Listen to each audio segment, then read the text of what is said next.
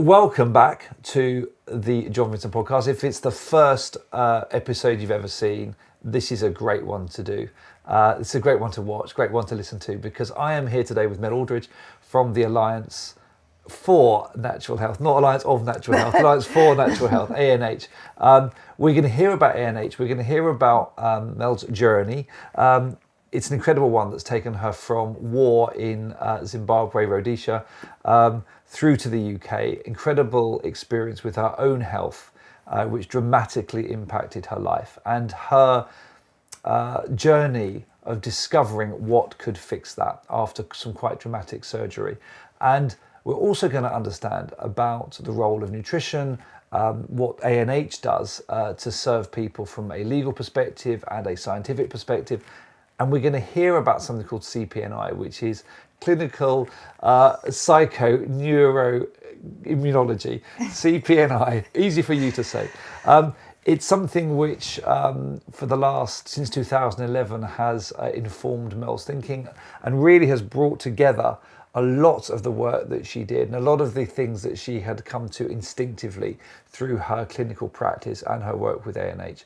Mel's a great friend of mine. We're going to start by talking about how we know each other, and we're going to end up with an amazing journey, which I think is going to blow your mind. And that's the important thing here. It's going to blow your mind, but also is going to settle your mind around the sorts of things that you can do to take ownership for your health and restore the kind of natural health that's rightfully yours.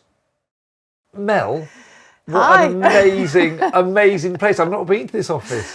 So we are literally in the old station building at Chilworth Station. It's so romantic. In Surrey. It's so romantic. It's beautiful, and if you stay long enough, sometimes the what was the name of that old steam train that runs out of St Pancras?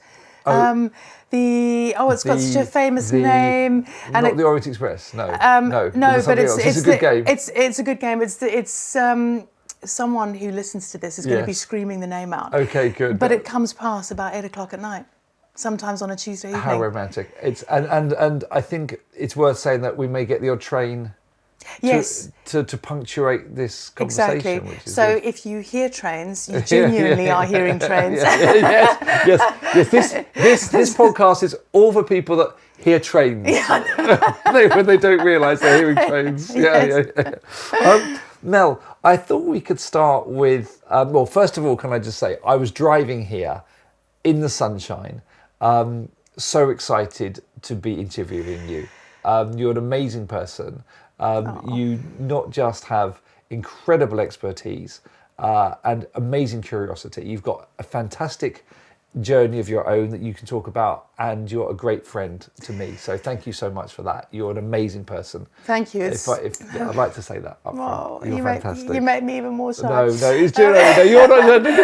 No, I know you're not always used to being totally in front of camera, but let's start with, can you remember how we know each other? I can.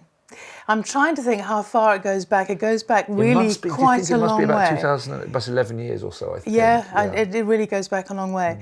And we'd done a piece, Sense About Science was having another go at detox, like it doesn't exist. And they were really trying to take all the detox elements in the natural health sector and practitioners and everything apart. And we did a rebuttal piece.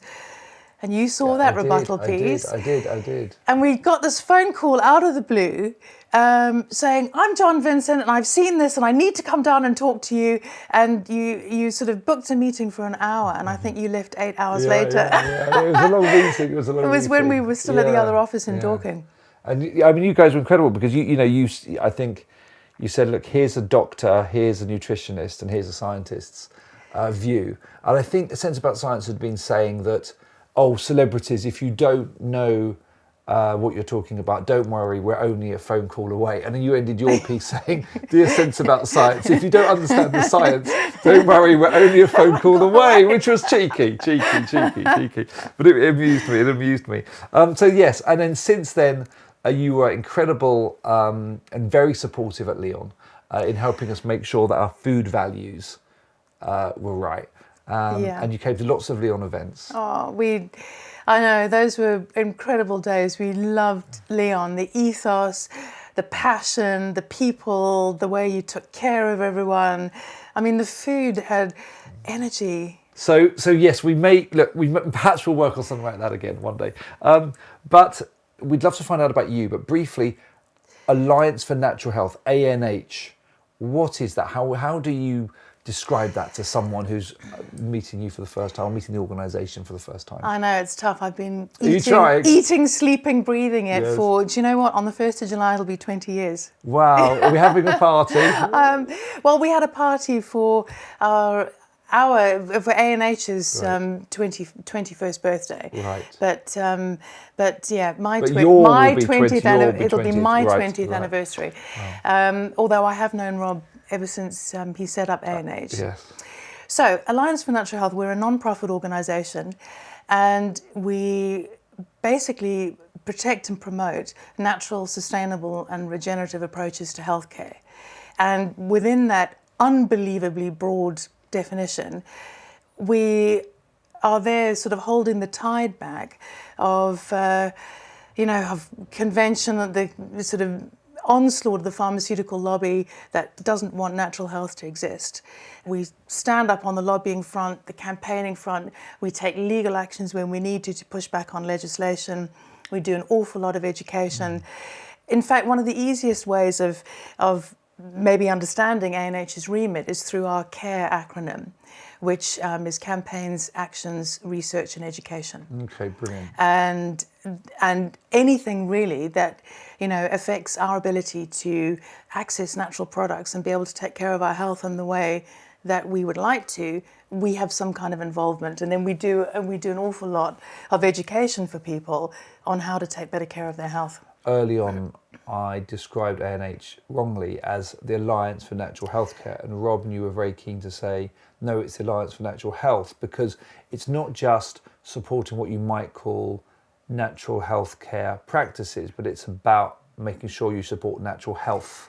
Yes. And so do you want to explain, just clarify that difference? So one of the reasons why Dr. Robert Verkerk and I work so well is that we both have an incredible passion for nature, and we both feel that good health is a birthright, that everything in mainstream Western society seems to be moving you away from, not towards, throughout your lifetime, literally from the moment that you enter the world. And so we share that, and so it's not about the care side, but because that immediately puts in people's mind healthcare. They think of hospitals, they think of interventions, but the steps you take to good health happen in your kitchen, in your bedroom, at school, at work, every single day. We should be thinking about life as the space where we revolve around health and everything, and we make choices for health, not that we drive the broken vehicle into a clinic every now and again once it's already broken down. And there's a line which I think we like, which is that illness is not a medicine deficiency syndrome. No. Bad health doesn't come from the fact that we haven't had enough drugs or enough interventions. Exactly. And it's interesting that in the supermarket, the well-being aisle is the packaged, that's the packaged medicines aisle. Whereas the well-being aisle, really, the fruit and veg aisle and the good meats and fish aisle should be called the well-being aisles, not the packaged, the packaged synthetic drugs aisle. The dead stuff. Which you see as the well-being aisle in supermarkets. And I think that's what you mean, isn't it? That we are born with an innate health. That's the birthright that you describe. And what you are about is about preserving that. Yes, because honouring that. Our DNA, our entire cellular programming and blueprint has an imperative for health, not disease. And we shouldn't be outsourcing our health. And I think that's a really big concept in the West, is that health doesn't have to be our responsibility, because you might pay your medical insurance, or we pay into the NHS here in the UK. And so there's this concept that health is outsourced. And we have an image of health as normally a white man with a white coat and a stethoscope. And that's health. That person, that man with the science background, with the stethoscope, that person can bestow health upon you. But like the Wizard of Oz. But millions of pounds have been poured into generating that image, and also getting that so ingrained in people that that person knows more about your health than you do, and that person, you know, needs to be your doctor/God when it comes to your health, rather than you. And I think you're describing three really important elements of what we are trying to do with the John Vincent podcast. The team that I was in this room, that you are not on camera, Natasha, Andy, myself, what we're trying to do is to, number one, recognise the fact that there's an innate aspect, natural aspect to health. Two, that it is a birthright. And three, that one can take responsibility. Not necessarily second guessing doctors, not, you know, listening to scientists, listening to doctors, but at the end of the day, you must be the constant in that process. Yes, because if you take all the right steps, you are preventing disease for a start, you're promoting function. And hopefully then, if you do need intervention for some kind of acute care, you're in a really great space for the body to be able to heal through that as well. And so I think that doctors in Western medicine are just brilliant for acute care.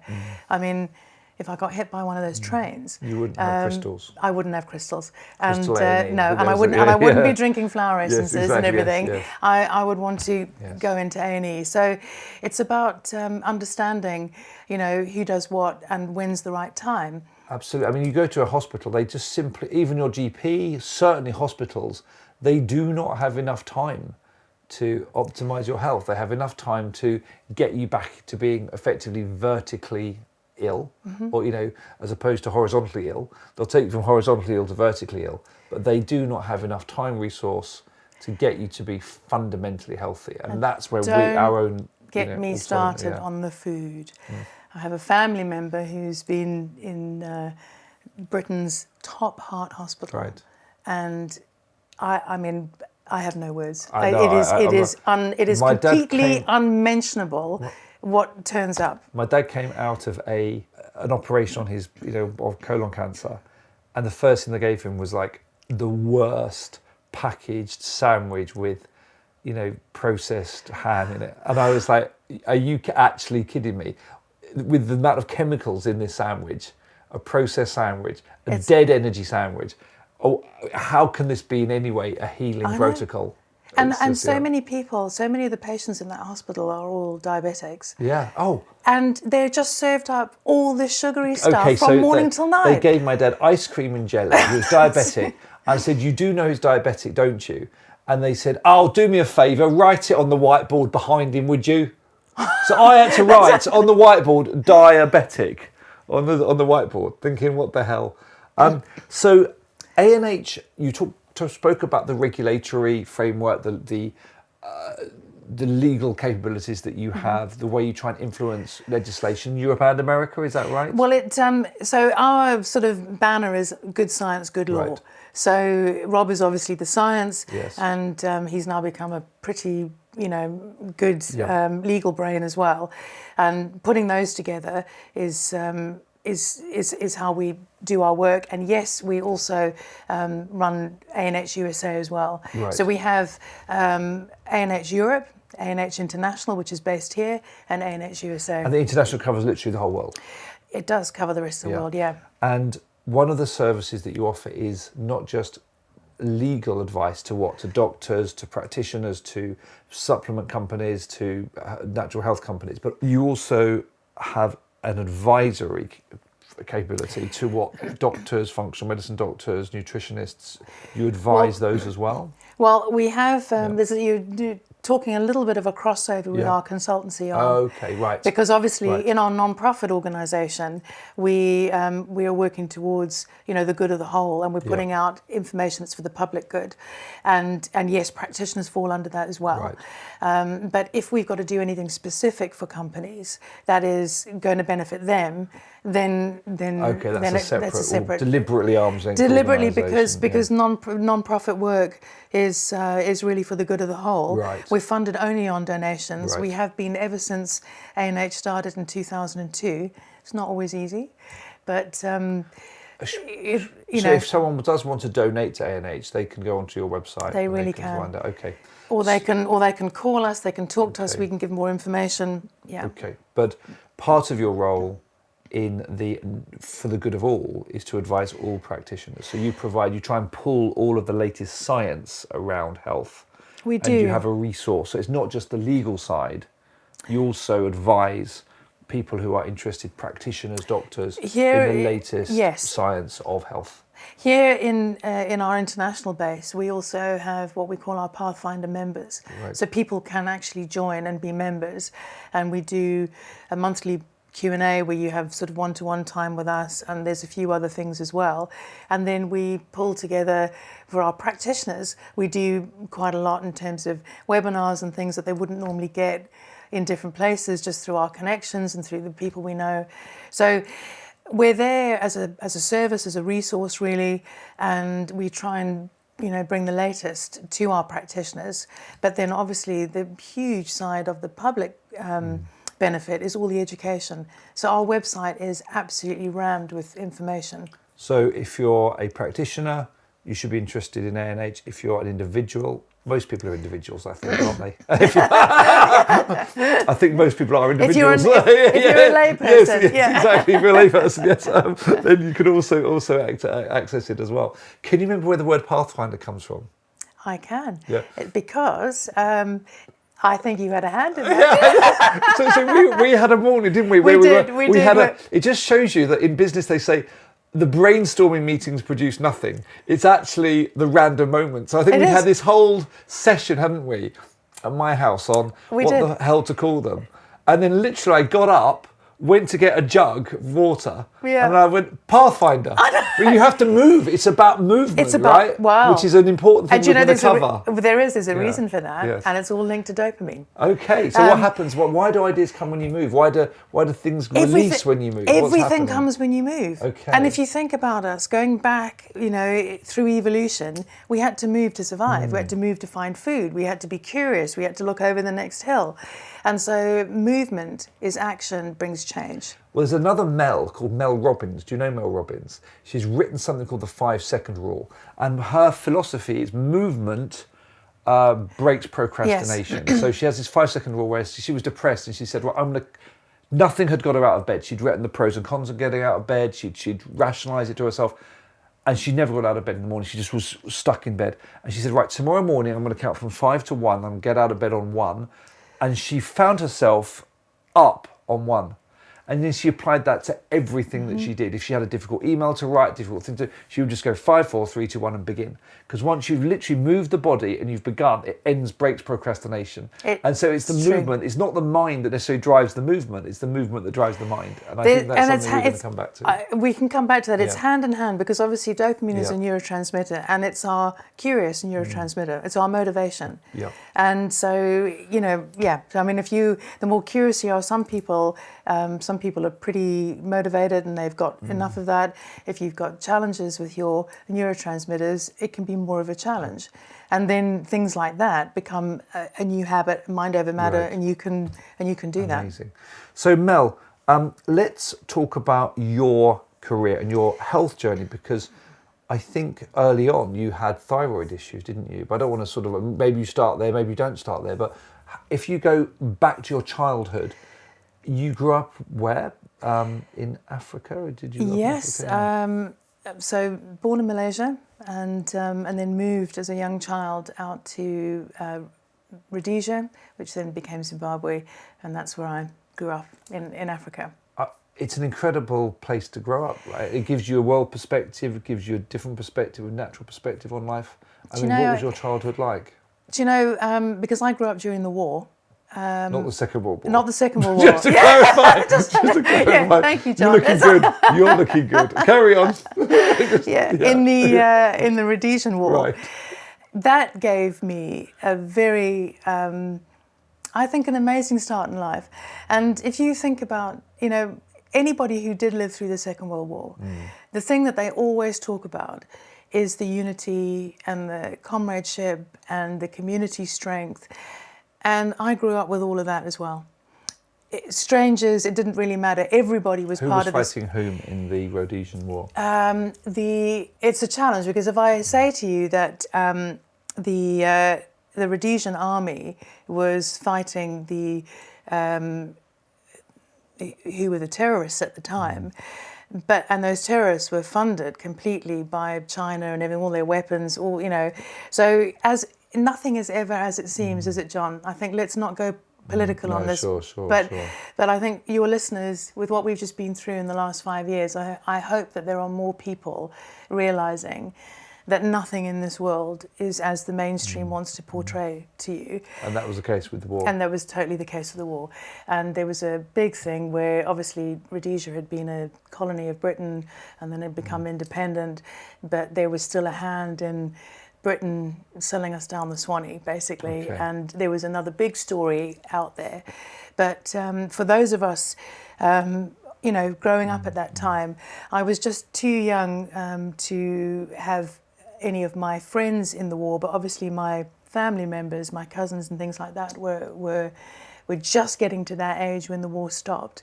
So I always feel that I got the best out of it, because I remember that incredible sense of unity and care, and how it didn't matter whether you were familiar or strangers or whatever. Everybody just gave to everyone. Everyone helped.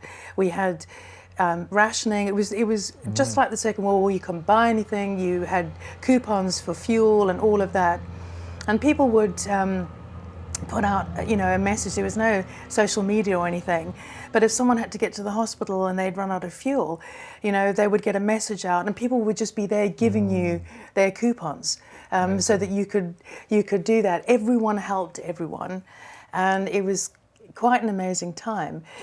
But then with my now adult's brain, I realised how unbelievably stressful it must have been for my parents. We always used to go down to South Africa on holiday, and we're kind of a hardy bunch in Africa. We used to drive down in convoys of 500 cars with the army, with tanks and army vehicles interspersed, so we could go on holiday. What? And I think now it's a 6-hour drive from Harare down to the border, and I cannot imagine the stress of my parents driving at the front of the car with us kids, with all the army vehicles and everything, wondering if our convoy was going to get shot up or not, because lots of them did. But we travelled for all those years. We went on holiday every single year without fail, and we were never in a convoy that got shot up. I realised how lucky I was to have had such a nurturing upbringing from strangers as well. Wow. And how that enabled me to probably be more courageous in my life and take more risks, and because I was also so ill. So you asked me about my health, and my health journey. The first 20 years of my life, I was really ill, and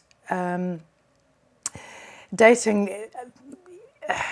back to when we left Malaysia, and we were on the ship, and I had quite a big breakdown and reaction, even as a toddler, to leaving all of our nearest and dearest behind, all my support system.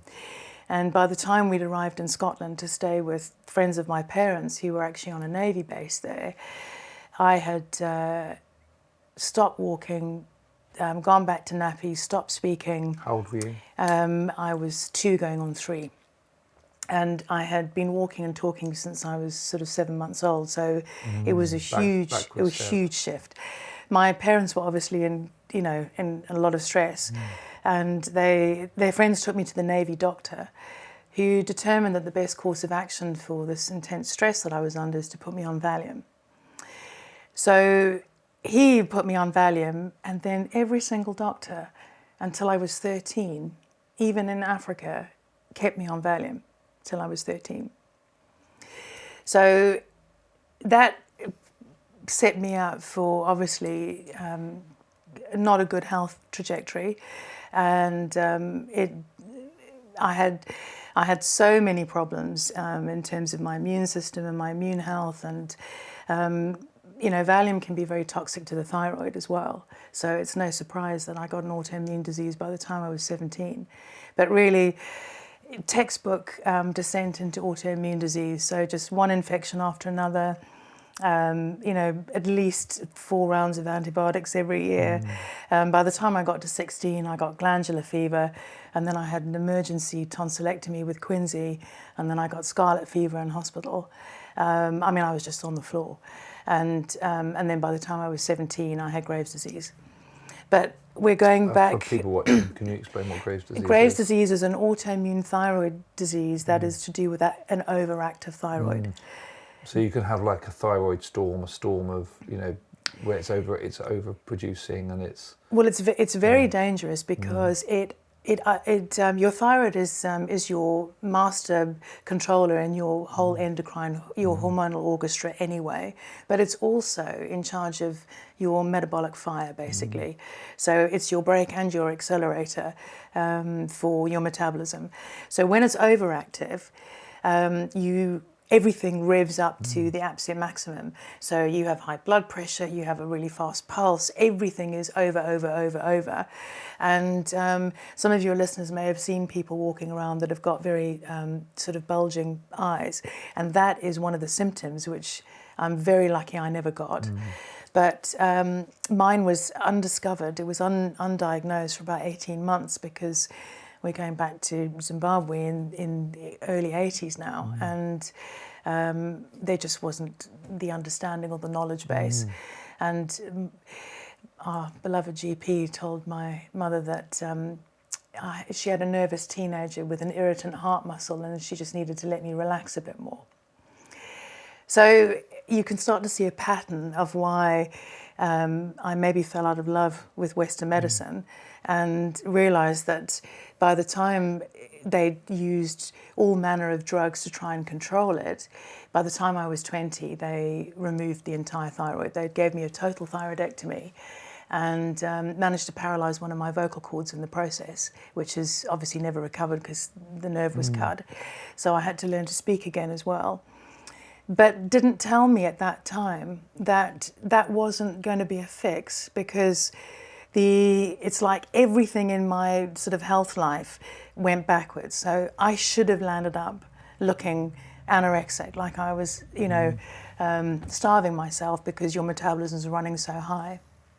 But just through my metabolic makeup and the way my body functions, and I think because I'd had so many, I'd been on drugs for so long and I had so many challenges, I put on 100 pounds when it first started in 6 months. 100 pounds. In 6 months. 100 pounds. Yeah.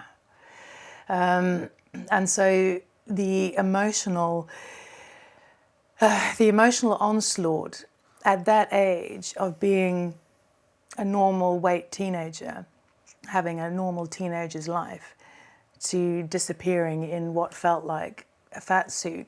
That's like what, 45 kilograms or something, or 290. Somebody. Yeah, 45-ish kilograms. Yeah. It was. Wow. It was. That's half my. No, Yeah. Unfortunately, just under half my body weight. Yeah. But yeah, that's. And incredible. I hadn't changed anything in 6 months. 6 months. I hadn't changed anything. I just literally blew up. And so I do also know what it's like to be morbidly obese and not have your physical movement and have trouble getting your shoes on and all of these things, and no one could help. Western medicine didn't have the answers for me, and it was when I went down to college in Stellenbosch actually that they picked it up there, and the gynecologist, they sent me to a gynecologist, and the gynecologist took the test and said, "Wow, it's not me you need to see, it's my colleague upstairs, the endocrinologist, because your thyroid is wildly out of whack." So that was my early life story. So that was before you, the weight gain was before you had your thyroid taken out? Yes. Right. So when I tipped over that edge, and for anyone listening, if you've got practitioners listening, they will all know that autoimmune disease is often a complete descent into a chronic state that doesn't turn off. Your inflammation's gone crazy, your gut's wide open.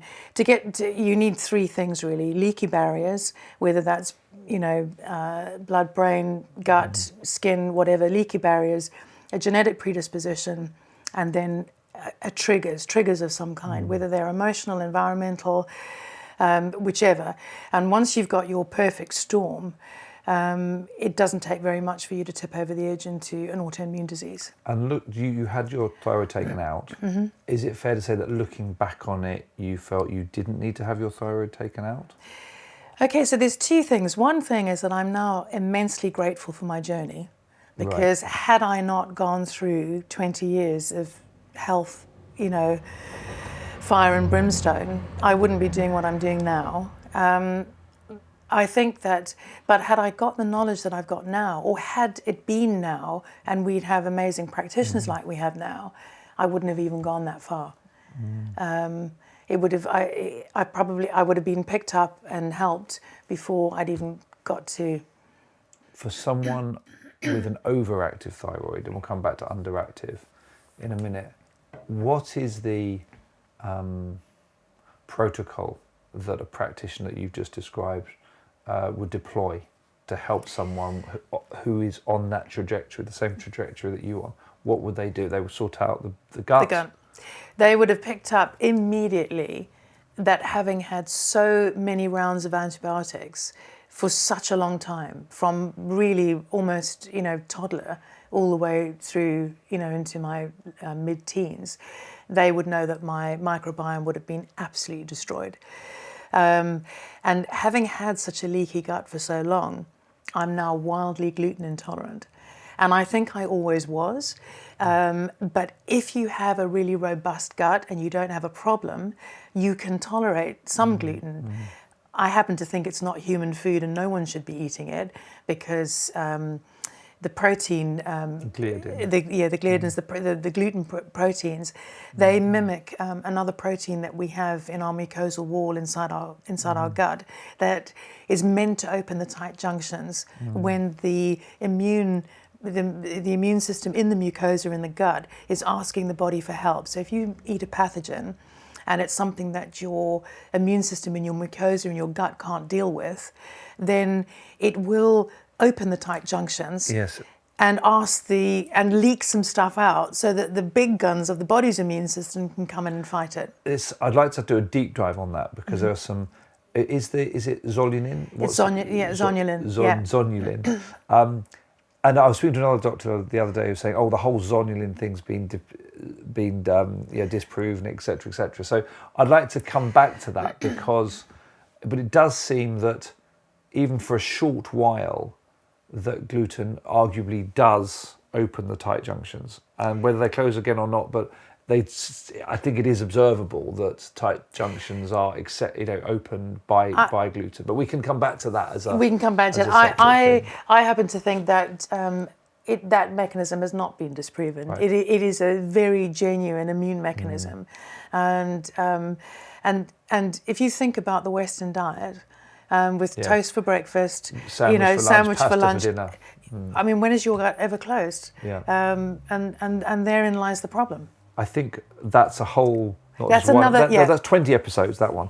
But let me just go back to. I just want to finish that. I want to finish that thought, because had a practitioner of today, an integrative medicine practitioner, seen me back in my early teens, and realised the level of gut dysbiosis I had, they would have done work to sort that out, because leaky gut, leaky brain barrier, all of these things, people who are getting brain fog on a regular basis, don't realise that that's not a great thing, and that barriers need to close, and the microbiome really needs to be worked on.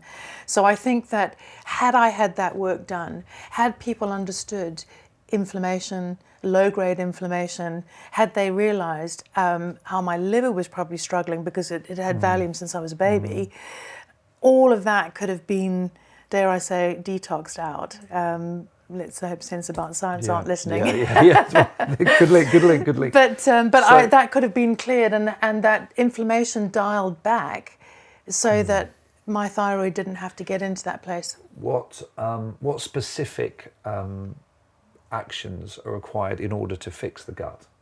Are you talking about eliminating things that might be inflaming it and then adding back good bacteria? Everyone's different. So you can't just take this and Yeah, run yeah, with yeah. it, because You need to see a practitioner. you've got to see a if it's- practitioner and yeah. make sure. But generally what we do is we remove things that we know are likely to cause a problem.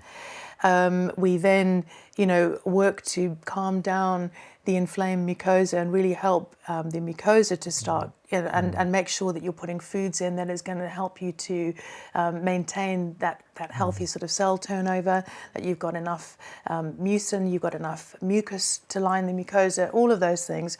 And then start to re-inoculate with the right kind of And that could be through a range of vegetables and plants. It could be through some probiotics. It could be through fermented foods. Yes, exactly. Yeah. Okay. Bearing in mind that when you take probiotics in a capsule form, they don't tend to colonize. Okay. If you want to colonize, you really need to look at fermented foods. Because But capsules can still be an incredible way to. It was described to me once. I really like this explanation. Is that they almost come in and signal and signpost to your microbiome how to be better at their job. So they might not colonize, but they still do good things in there. Interesting. But then obviously you want to be doing all the right things to capitalize on your own microbiome and be helping the good guys to grow. And in terms of fermented foods, we're talking about potentially things like sauerkraut or kimchi in Asian sauerkraut in Eastern European traditions, kimchi in Asian traditions. Yeah. Perhaps Kefir. So kombucha. Okay, so definitely kombucha, right? But if you are you nervous about dairy? Or are you okay to have dairy-based fermented foods like kefir? Well, I much prefer coconut milk kefir. Okay. Because I just want to remove, some of those triggering foods. Dairy's right up there. Okay. And it's not to say that when your gut is healed that you're going to have a problem with it, but what you don't want is to have triggering foods leaking through a leaky barrier, because they become a huge autoimmune risk. Okay. You see, there are certain foods that proteins mimic very key structures. And so dairy, for instance, there can be a real mimicking problem for rheumatoid arthritis and for multiple sclerosis, 2 autoimmune diseases. And so you just want to be a little bit careful that you're taking out foods that when the barrier is open and your gut is in that state, that could actually predispose you, heighten your risk for autoimmune. So Mel, I'm going to ask you later about what advice you give. But in a nutshell, although there is not a one-size-fits-all, the general principles are to eliminate foods, and you would suggest gluten, you would suggest, ultra-processed foods, I guess you would suggest cutting out dairy, or cow dairy, for a period. And you would suggest having a range of fermented foods: coconut kefir, kimchi, sauerkraut, and kombucha. With the kimchi, depending on how inflamed someone's gut is, sometimes the chili's too much. The chili. Okay, so sauerkraut on the side of sauerkraut. So sauerkraut and also for people to try getting into making their own. And there's another amazing way of being able to get more fermented foods in, is that you can ferment some of your own herbs. So you can get fresh herbs and get good quality olive oil and sort of leave them out in a warm place for a few days, and then use the oils from that. But Great the other advice. thing that nobody thinks about is go for a walk in the forest. Because of the phytochemicals. Yeah, and you're breathing in all of, it just helps you diversify your microbiome. Amazing. And eat dirt. Eat dirt. Eat dirt. Yeah. But just going back to the dairy thing, is that I've also been using some great epigenetic testing, nutrigenomic testing really for the last few years. So that's a quick shortcut for me, because I can see straight away if somebody has got a genetic predisposition towards having a problem with dairy or gluten. Okay, amazing. But people know, because it's not normal to have bloating. It's not normal to be in pain in your gut after you've eaten. And if you're experiencing those kind of things, then you need to just start to really have a look at which foods are triggering. and take them out for a bit. But also making sure that you've got enough plant material in there to feed the good guys. Western medicine has been so, for the last 30 years, dismissive of the alternative health movement's focus on the gut, and now they're owning it. How do you feel about that? You know, it happened. How long has it been going on? Yeah. You know, Yeah. and that's why find your practitioners, find the people that can support you, and kind of stick with that, because there are practitioners out there who've been doing this a long time with a great deal of knowledge, and they may not get the platform, but wow. So how would you now describe your expertise? Because you joined ANH. What was your experience before joining ANH? What's been your clinical journey? So my clinical journey has kind of wound its way around my own personal journey. So after I had my thyroid removed, and I went for my post-op appointment, and I was so excited to find out from the surgeon when I was now going to lose weight and when everything was going to... Oh, bless you. And he pretty much said, well, you won't. It isn't. We've taken your thyroid out. Your body can't change now. And honestly, you know, to a 20-year-old who'd suffered morbid, you know, obesity for the last 3 years, my entire goal, the reason why I had gone through with the surgery, is I thought it was going to fix me. And I think there's many people out there who think that that magic bullet, that drug, that surgery, that intervention, but you got to do the work. You got to do the work. So I walked across the car park that day, literally, you know, like my world had imploded, and obviously I'd already had a pretty big emotional breakdown over the whole thing, and been very suicidal. I'd had very dark days and nights, thinking that I couldn't live another minute in this body, and I couldn't, you know, take another step. And of course now I couldn't speak either, because my vocal cord had been paralysed. And he blamed that on his theatre nurse. So, but I walked across this car park, and I honestly heard a voice within that said, "You'll prove them wrong. You know, you got a choice. You can prove them wrong." And that's the choice I made that day, because I thought, I'm either going to leave because I can't live like this. And then that voice and that light came in as I crossed that car park, and it was transformational. But something that's so remarkable, and this does lead on to a really big section in where I feel health is, because, you know, 80% of us is non-physical, and in health we don't look multidimensionally. And one of the huge reasons why lots of people don't get healed and don't get healing is because they're not working on all the other levels that make us up. But from when I was really young, from when I was about, I don't know, 8, 6, somewhere around there, I'd say to my dad all the time, I can't wait to be 24. I just can't. And he'd say, darling, don't wish your life away. And I'd say to him, I had this drive, and all I could think is getting to 24. And then I had totally forgotten it.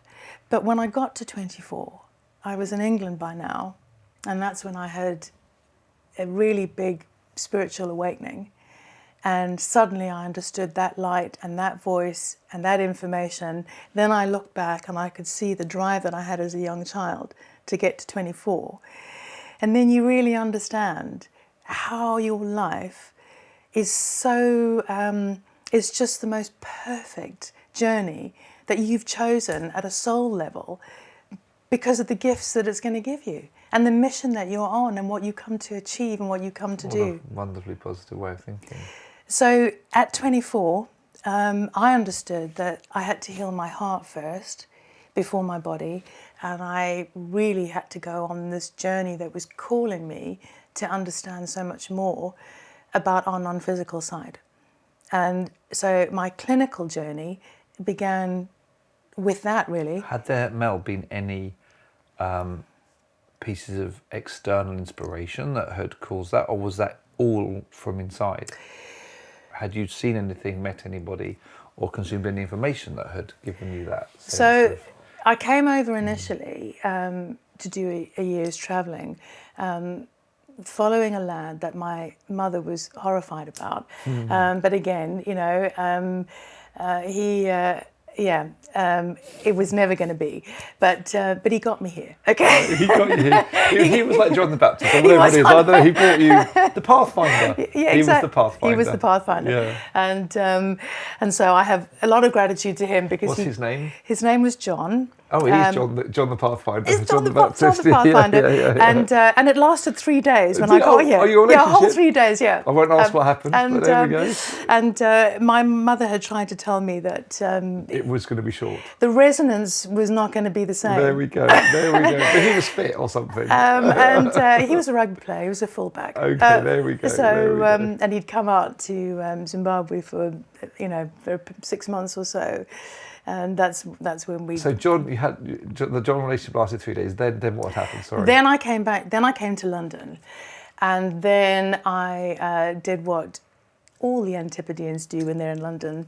They move to Earl's Court, and they live in a flat with 7 other people, and they have a completely wild time for 2 years, just forgetting all your woes, who you are, what's going on. I could only whisper, but I'm still in touch with all these people, even now, all these years later. But I tell you what, yes, something did happen. I was working in Debenhams, and one of the girls in Debenhams said, "Oh, you gotta come this weekend. My parents go to a spiritualist church, and the minister is a healer there, and he does healing sessions afterwards." Now she knew that I was scheduled for surgery in a few short weeks, and they were going to inject my paralyzed vocal cord with Teflon. Teflon, which is a carcinogen. And anthrax at the same time, or something about what? And so they wanted to give it a big bump so that the other one could start banging up against it. Okay, and she said, "Oh, come and have some healing." Now, bearing in mind, I've forgotten all my, my young life and everything, where in my young life I did have 1 foot in another dimension all the time. Right. But, being so ill, school, all of those things kind of, shuts you down. And so I was like, I don't think so. People I don't know in Chingford, in Chingford, of all no, you put it like that. I grew up near Chingford, but I sympathise. But you know what? I was thinking, absolutely not. The words that came out of my mouth, I said that would be amazing. And then I'm thinking, what have I just said?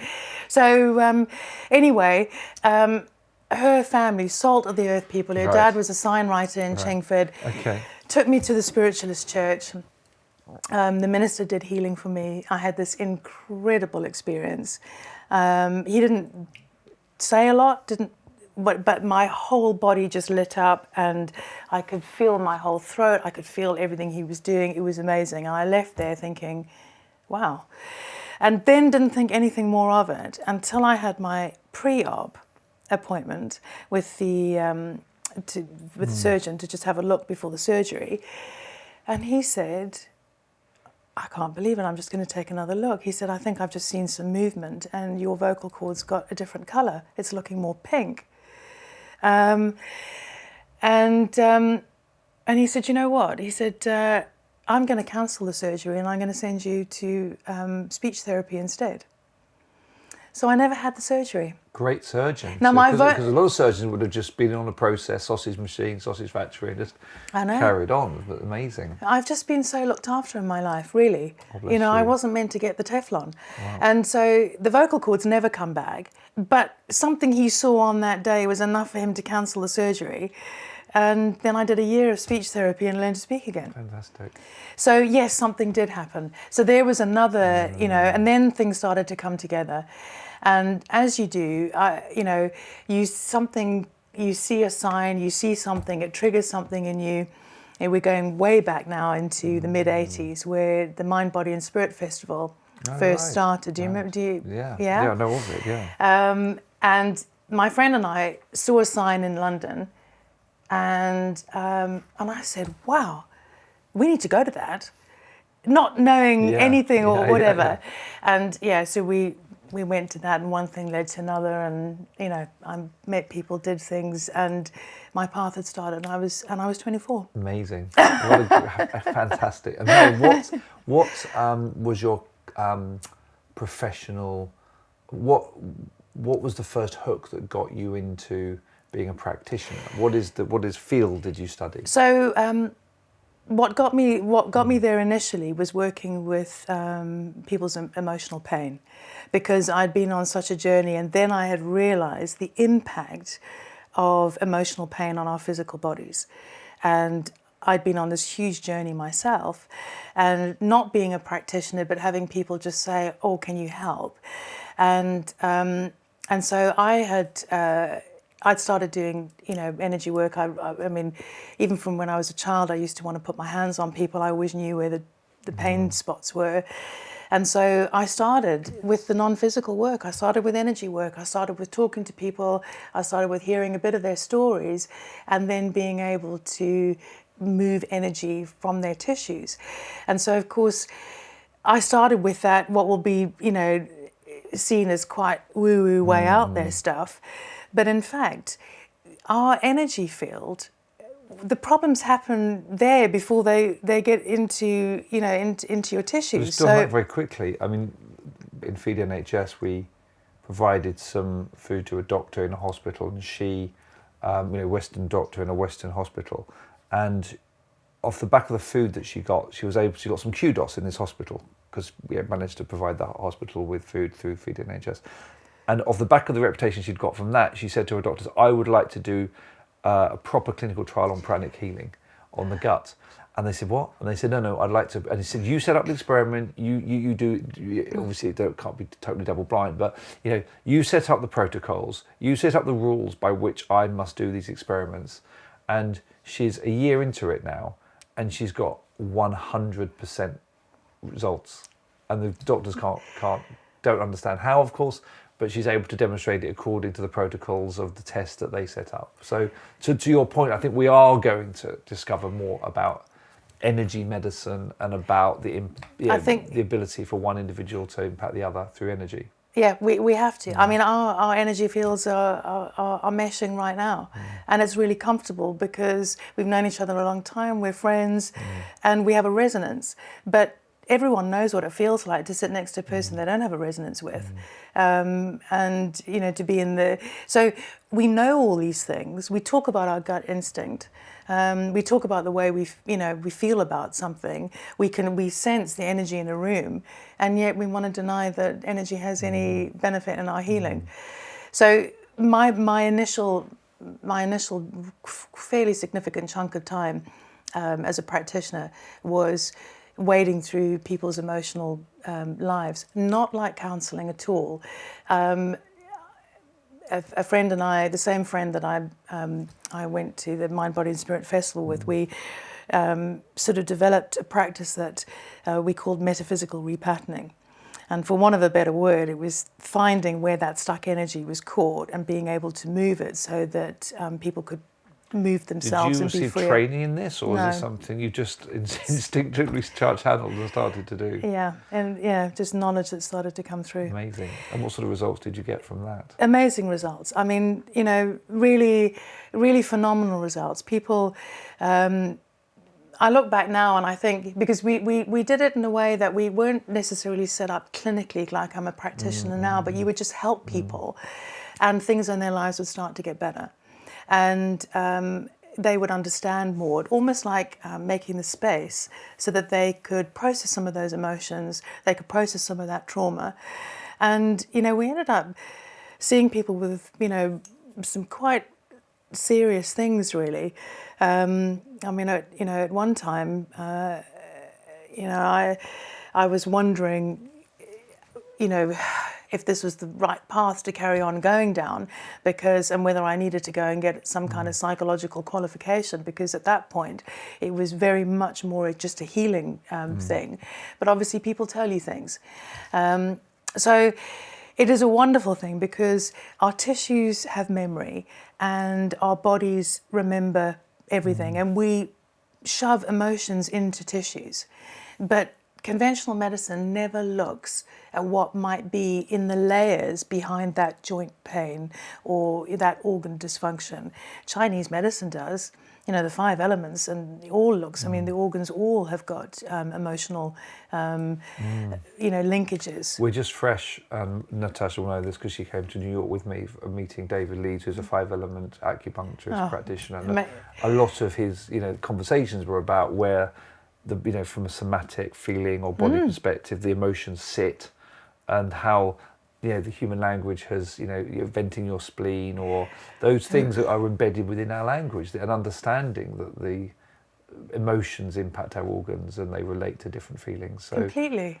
Yeah. But we don't do anything in Western medicine with them. But I think most doctors, a lot of doctors watching this would think we're mad to have this conversation. Is that fair to say, or is it improving, or what? I think it's improving. I think there are many, I agree, that would think this is mad, but I think that the tide is really changing, and I think the pandemic has helped that. It's really helped doctors break out of that stricture a little bit and start looking at other things. But you look at people who heal themselves from cancer. Cancer takes no prisoners. But there are many people out there in permanent remission. But the ones who are generally have done an enormous life journey. They've gone down the spiritual side, they've gone down the emotional side, they've changed their lives, they've looked at what's toxic, they've got it all out, and they've done that transformation. I mean, one of the easiest ways to maybe rightly to get cancelled in this space is to give false hope on cancer. And I think there are organisations funded and set up to make sure that people are cancelled when they have those make those statements. What I would say is that a friend of mine who is a 5-element acupuncturist, she did have breast cancer. She said, I'm going to deal with the emotional, what it is that's driving this emotionally. She thought she tracked it successfully to what it was that was driving it, and she went to Africa to do that. And she woke up one morning and the lump wasn't there, so she thought, oh, I've got the wrong breast. I'm so tired, I've got the wrong breast. But the lump had gone, and the mammography demonstrated that it had gone. Now, I think probably the biggest caveat in the world is that this comes with a major caution. But there are examples of people who believe that has been a process they've gone through to understand why emotion is potentially driving this. Is that fair to say? It's very fair to say, and I think this is not about cancer, but every illness is that the body. If you think about symptoms in the body as searches for a solution, a signal that something. Well, is wrong, it's a search. The body is searching for a solution to help something that it is deficient or dysfunctional in. And then if you think of disease as a complete frustrated search that it never found the solution. And so, without even looking at what that disease might be, all of these things have got, an emotional element to them. We all have a history. We've all grown up in a certain place with our conditioning, with what we've been exposed to in the air and what food that we've eaten, the lifestyle choices we've made. And so that kind of background and the traumas and the emotional stuff that we may not have dealt with, that we may have shoved down into the tissues, I'm just saying that those are a big, big part of healing. They should be addressed as well. Can we just explore that medically very quickly? So some of the inputs that lead to toxicity and lead to inflammation and lead to immune system disorders and to disease are emotional and mental. In addition, some of those are physical, energetic, or other toxins. So it might be certain chemicals, certain biological toxins, certain energetic and frequency toxins. They both have an impact. Are you saying that you're focusing on emotion, but is it fair to say that we also have toxins that are physical? All I'm saying is that everything in life has an impact on us. Right. And emotion is part of that. And emotion's part of it. Our genetic predisposition, you know, our state of health at any time, everything has an impact. But the big thing that often gets completely left off the table with current healthcare systems is anything to do with the emotions or spiritual connections. You know, the spiritual side, mission and purpose. You know, if somebody doesn't have a mission and purpose in life, I mean, that's a really big impact. I mean, my mum, she fell down the stairs, she fractured her back in 2 places, no. but her positivity has got her back living in her own home again. Absolutely phenomenal. And it is that drive, it's that purpose. And we know that as soon as people retire, often they lose their purpose. As soon as one spouse dies, it often leads to the quick demise of the other spouse. All of these things are so vital, aren't they? They are. In your physical, not just your mental health and emotional health. I think you'd say they're one and the same. I think you'd say that. And also feeling part of something greater than yourself. And that is why people reach for religion. For me personally, I reach to the greater all that is, to what I feel is the source energy. It's there in nature. I reach to nature.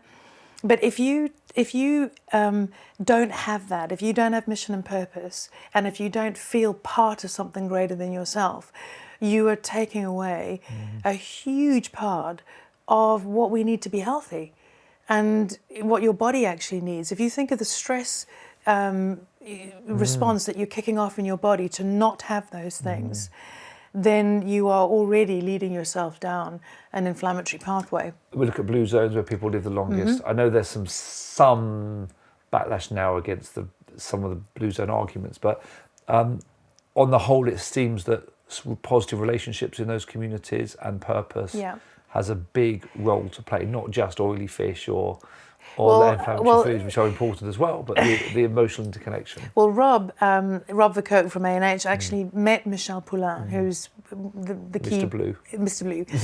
And said to him, if you had to pick, what's what do you think is the top one? The top variable. The top variable, he said mission and purpose, without a doubt. Incredible. Without a doubt. So Mel, your thesis is that emotion is at the heart of many things and is under addressed.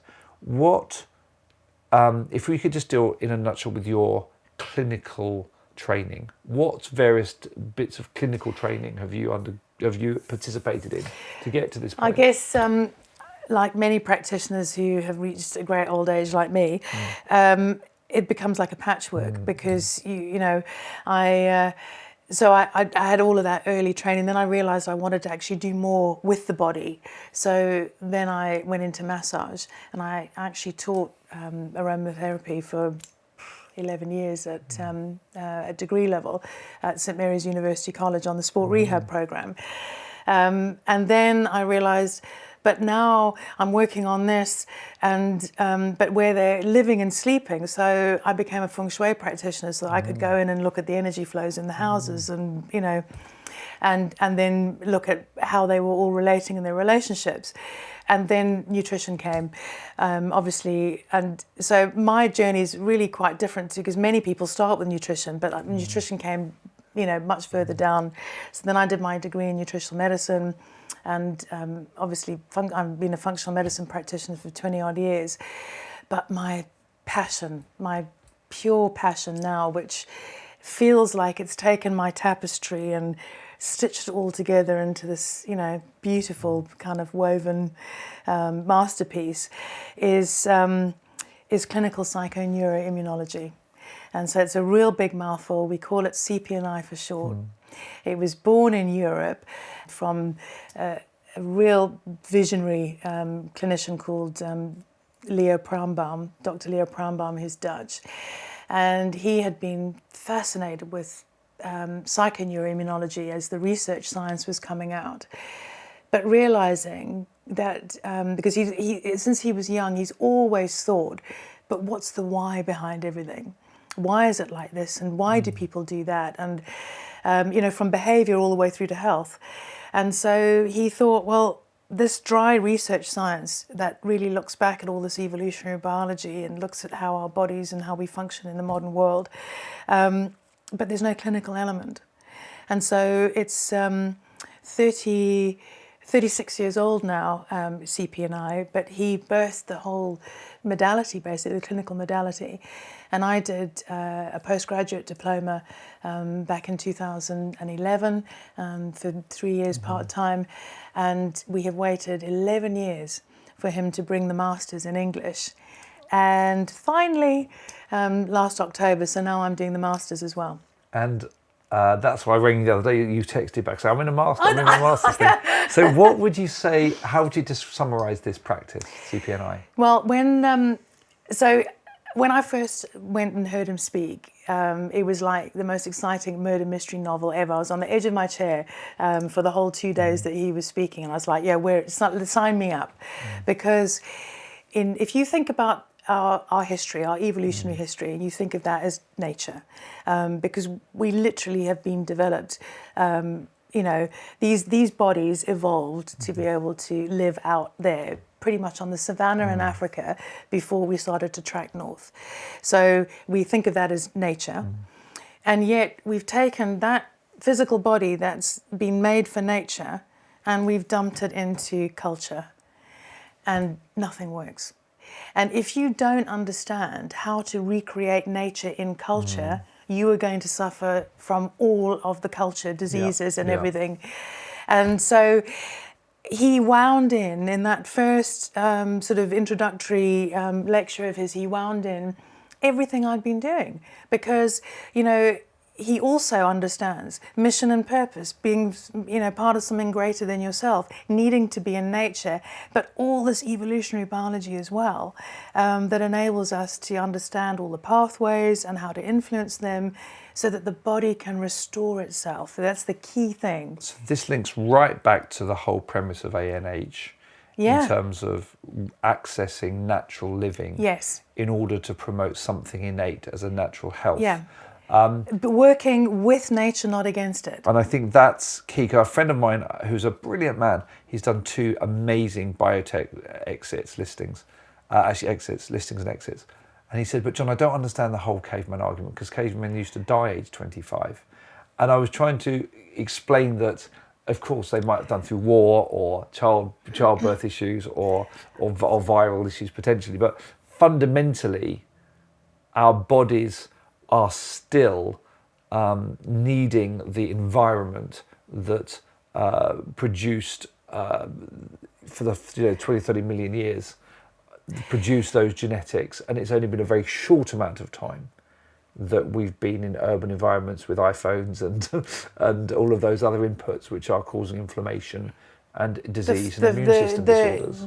The food, the blue light, the lack of sleep, the never turning off, the constant dopamine hit that never turns off.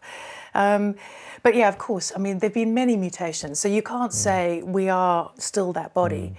But what you can say is that in order for our bodies to thrive, we have to recreate what it's used to, what speaks to our genetics and our blueprint. And when you say recreate, interesting, I was looking, for example, at EMF mats, say the Beamer, for example, or arguably red light therapy. All of these biohacking things, it strikes me that a lot of them are built for an urban environment, but actually are replicable if you do walk in nature, if you get full spectrum sunlight, and if you literally do lie on the ground enough or walk barefoot.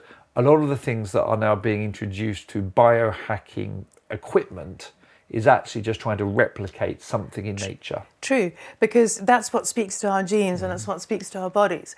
But Leah's also very fond of always reminding us all, particularly all of us women who are now postmenopausal, that nature has no solution for you anymore because you wouldn't be here normally. Really? Is that what he says? Yeah. Well, that's depressing.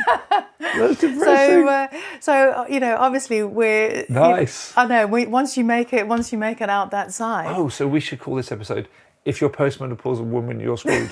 Brilliant. That's great. What do you say to that? Is that true? The thing is... Give some hope. Please give some hope. Well, the hope is, by carrying on all these things, you're going to end up flourishing. Okay, good. Because, but yes, there's no, we are enigmas now. Isn't there some role as grandmothers or of course, elders or something you can weave into the story? But everything in nature at that level comes down to reproduction and survival. Right. And so those are the things, when you kind of understand that and you look at the body and you look at health in terms of those things, it changes your whole philosophy. I mean, I remember when I did my first course with in cPNI, I literally put everything I'd learned on my degree in the bin and started again. And things are changing and moving, and I love the fact that functional medicine's like this as well. You know, the science comes out, the papers comes out, and clinical interventions change. In conventional medicine, they're still using stuff that's 30, 40 years old, Well, it takes an average of 17 years for anything completely proven to get through to mainstream Western practice. And also, it takes a long while to even get to the point of scientifically proven, even before the 17 years. So I think there does need to be an acceleration of that. And one of the things we're hoping to do with this podcast is to get clinical practitioners of all types to get to talk in order to accelerate those timings, the cycle. Because there is so much knowledge out there. Everybody's got this valuable repository of knowledge. And I mean, if we could just find a way of being able to deliver that more mainstream. But the other thing about cPNI is obviously the P is in the middle, the psychology side. Right. And there is a huge understanding that everything in our lives is psychosomatic. Because your immune system, your immune system is basically being directed by your neurology. If your neurology isn't telling your immune system where and how to behave, it's like a robust scattergun effect that's making a mess everywhere.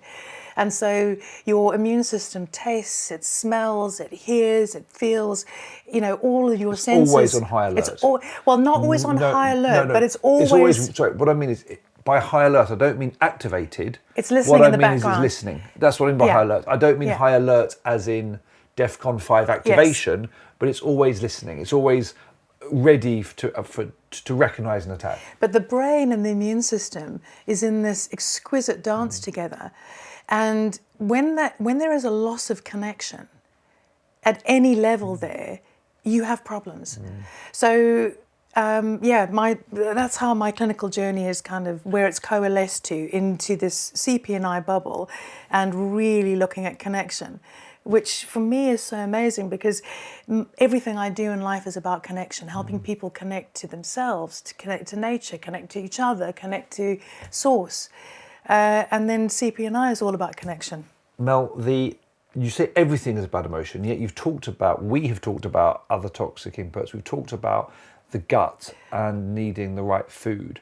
So if I were to challenge you and say everything is impacted by emotion, but there are other inputs as well, such as food, such as those, how would you just summarise cPNI in relation to the other inputs, either negative toxins, physical toxins, or positive, like positive foods, fermented foods, gut healing protocols?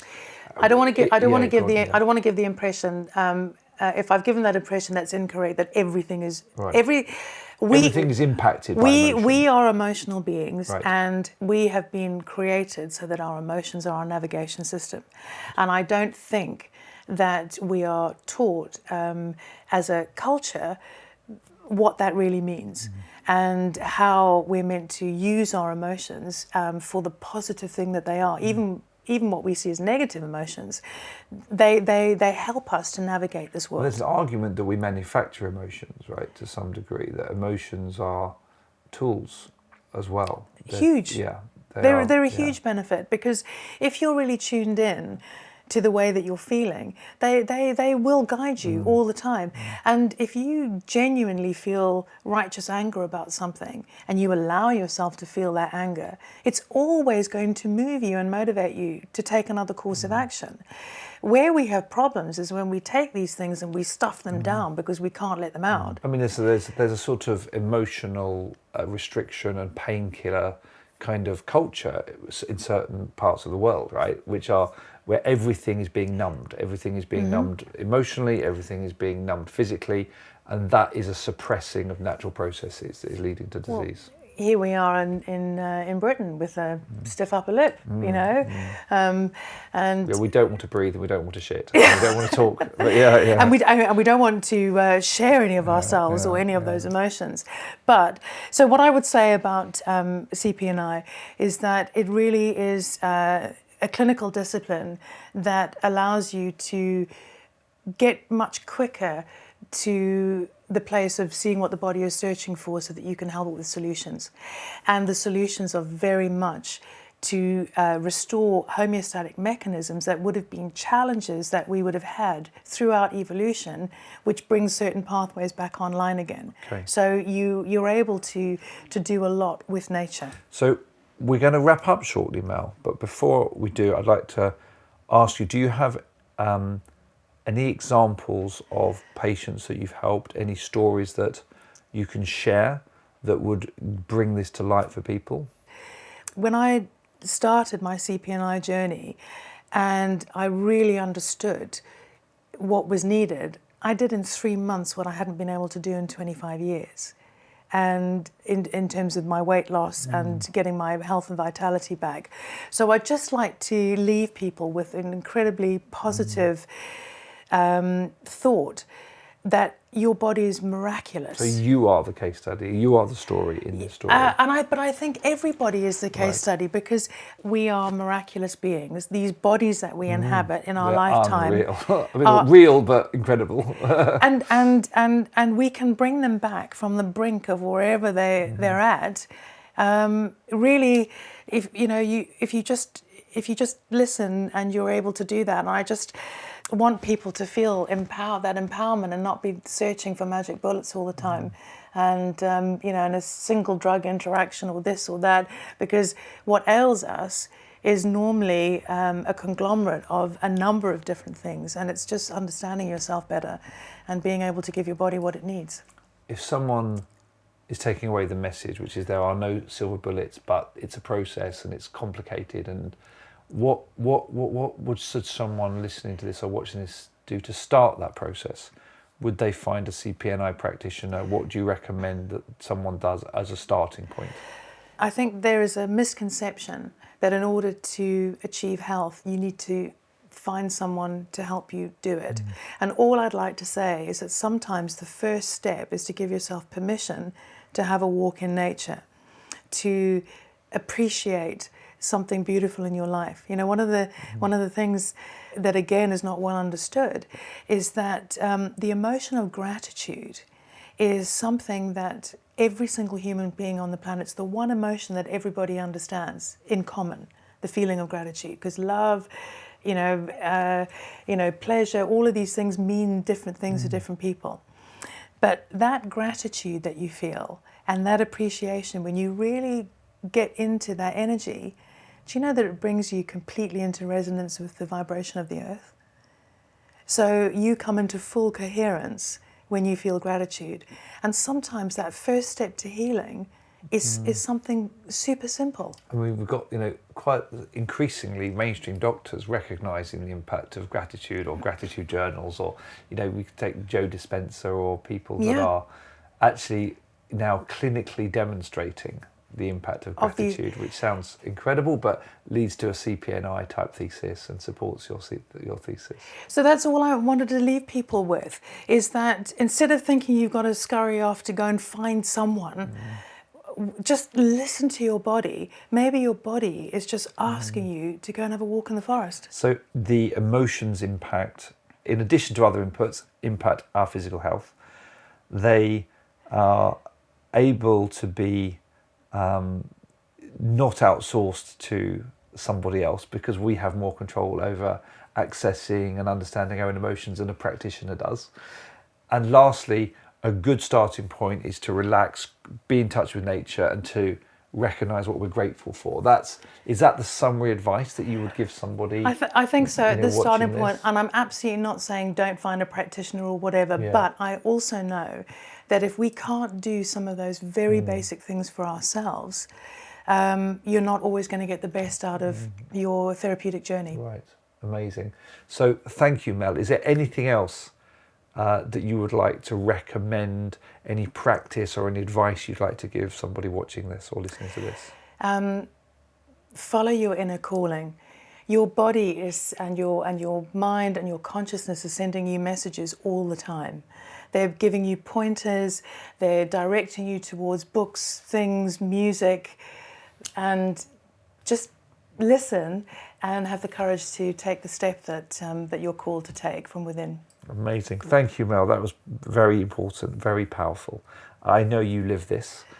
Some practitioners preach and don't live it. You absolutely live it. You're an amazing role model for this. As we're looking forward to the next sort of 5 years, what do you hope to see and what do you expect to see in the next 1 to 5 years?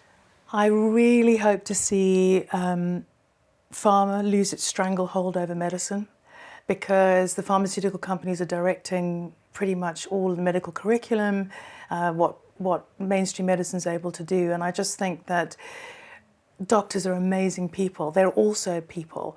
And if we could just free all of that up, we'd start to see this explosion of the right kind of healthcare coming to people that is, much more all-encompassing. We're going to see a lot more bioresonance coming out that's going to be working with frequency and with energy.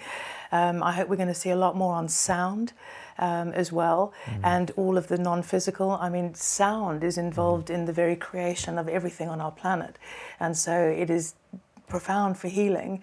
And then obviously there's all the natural things like peptides and amazing plant compounds, and what we can do with food, and really recognizing that food was our first medicine and it still is. It's where we should start. Well, Mel, thank you so much.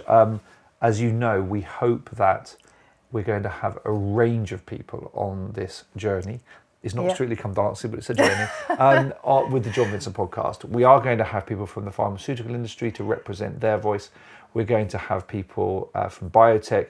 We're going to have Ayurvedic practitioners, Chinese medicine practitioners, and cPNI practitioners. And the only one I know is you. So we very much hope that you will be part of this ongoing adventure, the sense of discovery that we have. And you certainly represent and you live some of the most important principles that we're looking at, which is, understand natural health, own it, and understand the impact of emotions within that. So I'd just like to say, as I started this, thank you for your friendship, Mel. I look forward to people challenging what you've had to say today, having lots of thoughts about what you said today.